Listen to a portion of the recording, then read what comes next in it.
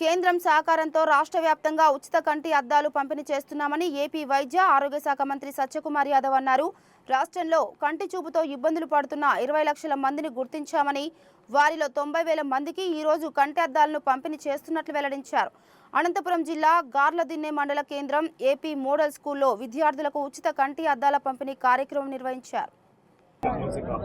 కంటి చూపుకు సంబంధించిన సమస్యల మీద ఉచిత పరీక్షలు నిర్వహించి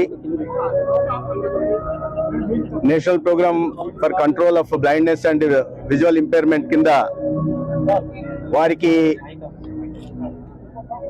ఉన్న సమస్యను గుర్తించి తగు విధంగా ఉచిత కంటి అద్దాల పంపిణీ కానీ లేదా ఏదైనా రిఫ్రాక్టివ్ ఎర్రర్స్ ఉంటే దానికి సంబంధించిన సర్జరీ కానీ చేసే దిశగా పరీక్షలు నిర్వహించడం జరిగింది.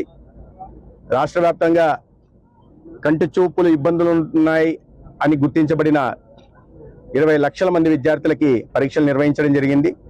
దాంట్లో 90,000 మంది విద్యార్థులకి కంటి అద్దాలు అవసరం ఉందని, ఇతరత్ర చిన్న చిన్న కంటికి సంబంధించిన ఇబ్బందులు ఉన్నాయని గుర్తించడం జరిగింది. 90,000 మందికి ఇవాళ ఉచితంగా ప్రభుత్వ పాఠశాలలకి వెళ్ళి ఉచితంగా కంటి అద్దాల పంపిణీ చేయడం జరుగుతూ ఉంది. అనంతపురం జిల్లాలో కూడా 3,000 మంది ఈ విధంగా విద్యార్థులు గుర్తించబడ్డారు.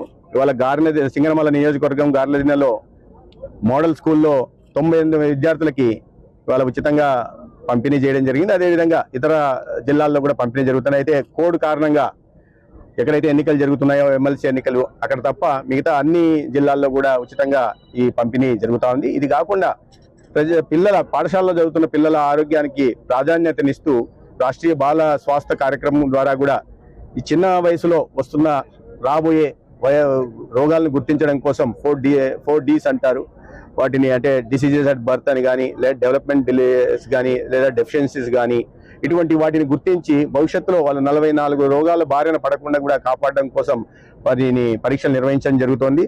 ఇప్పటికే 69 లక్షల పిల్లలకి, అంటే అంగన్వాడీ నుంచి 6 నెలల వయసున్న దగ్గర నుంచి 18 సంవత్సరాల వయసున్న వారి దాకా పరీక్షలు నిర్వహించడం జరుగుతుంది. 56% పరీక్షలు పూర్తి చేయడం జరిగింది. ఏదైనా ఇబ్బందులు ఉన్న వాళ్ళకి డిస్ట్రిక్ట్ ఎర్లీ ఇంటర్వెన్షన్ సెంటర్లో కానీ బయట కేంద్రాల్లో కూడా తగు విధంగా చికిత్స అందజేస్తున్నాం.